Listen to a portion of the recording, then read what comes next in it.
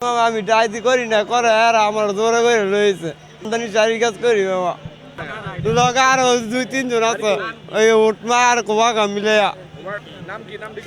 ইব্রাহিম রাকিব জহির দিন ইসলামের ফলা ইব্রাহিম কোবাকা পাম্পের এই বাসা আমার নাম দুকু শহদুল্লাহ আগে ভেবে চালাইতো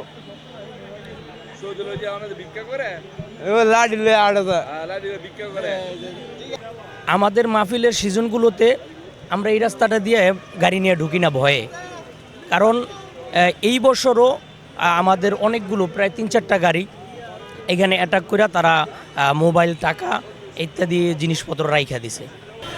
ওনারা কিভাবে ডাকাতি করে, আপনাদেরকে কিভাবে হয়রানি করে, আজকে ওনাকে কিভাবে ধরছেন আমাদেরকে একটু জানান। আমি গতকালকে রাত্রে 3টা বাজে এয়ারপোর্টের ট্রেনে আসছি, আসে গোলাকান্দাল ব্রিজে এনে পেসেঞ্জার নামাইয়া একলা আমি বস্তলের দিকে যাইতে চাইছি। সিমলাব হ্যাঁ নয়, আমার সামনে এক ট্রাক আটকাইছে, আমি মাঝখানে, আমার পিছে এক ট্রাক পরে প্রত্যেকটা গাড়ির টেনে হেরা যা পাইছে সব রাখছে। আমার টেনে আমার মোবাইল আসছিল, মোবাইল রাখছে। আচ্ছা, আপনার মোবাইল নেওয়ার সময় কি উনি একা ছিল নাকি এদের সাথে কোনো চক্র আছে? না, হ্যাঁ বলতেছে একাই আসছিল। পরে আমি হ্যারেজি গেলাম যে তুই কেমনে এই কাজ করছ একলা। হ্যাঁ কয় আমার গুরু আসছিল সাইডে। হ্যাঁ, গুরু সাইডে আসছিল। আপনার মোবাইলটা কিভাবে নিয়েছে? মোবাইলটা আমি গাড়ি চালাইয়া রানিংয়ে যাইতেছি, পরে সামনে যে সমকালা ব্যারিকেড পড়ে গেছে আমার, আমি আর ডাইনেও যাইতে পারি না, বামেও যাইতে পারি না। ইয়ার পরে স্যান লইয়া আমার সামনে আইছে, গ্যালাস আমার বন্ধ।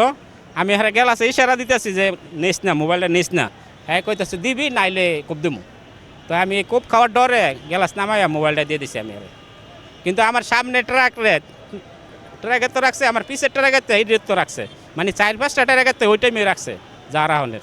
প্রাইভেট কার ঢুকলেই যে অ্যাটাক করে বিষয়টা এমন না, দেখা যায় অনেক ক্ষেত্রে ট্রাক ড্রাইভার এবং অন্যান্য ড্রাইভারকে, বিশেষ করে যারা আমাদের প্রবাসী ভাইরা, ওনারা যখন এই রাস্তাটা ব্যবহার করে, আমাদের যেহেতু ওই রাস্তাটায় জ্যাম থাকে, কুমিল্লা ঢুকতে হলে এই রাস্তাটা যেহেতু সহজ হয়, তো এই রাস্তাটা ব্যবহার করে, তো এই রাস্তাটাতে ঢুকলেই ওরা অ্যাটাক করে।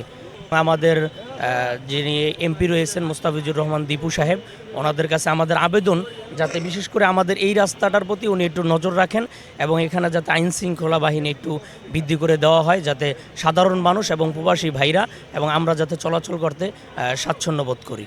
পরে আমি হ্যারে রাত করে আমি বাইক গেছি, বাইক গিয়ে হ্যারে মোবাইল লগে যোগাযোগ করছি যে আমার মোবাইলটা কাজের জিনিস আমার দিয়ে দে।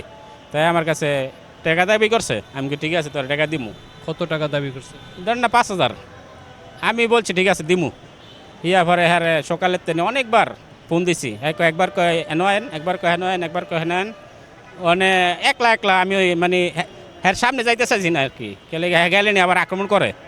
ইয়ার পরে আমি ঠান্ডা মাথায় আরও 2জন ভাই বেড়াদার লইলাম, লওয়ার পরে গেলাম ওইদিকে। পরে আমি নামছি, নামার পরে হ্যাঁ আমার বলতেছি ওইদিকেটা কোন জায়গায়, নামটা একটু বলেন। নামটা হইল গিয়ে আপনার সিংলা গাউসিয়ার বস্তলের মাঝখানে। পরে হ্যাঁ কইতেছে যে মুখ জায়গা আইন। পরে আমি গেলাম, যাওয়ার পরে আমি হ্যাঁ পাই না বিচাইরা। ইয়া পরে মোবাইলে যোগাযোগ করতে চাই দিয়ে হ্যাঁ আগাইছে। আগানোর পরে আমরা হ্যাঁ সেবা যত্ন করে মানে বালা মতন স্ট্যান্ড লইছে ওটা।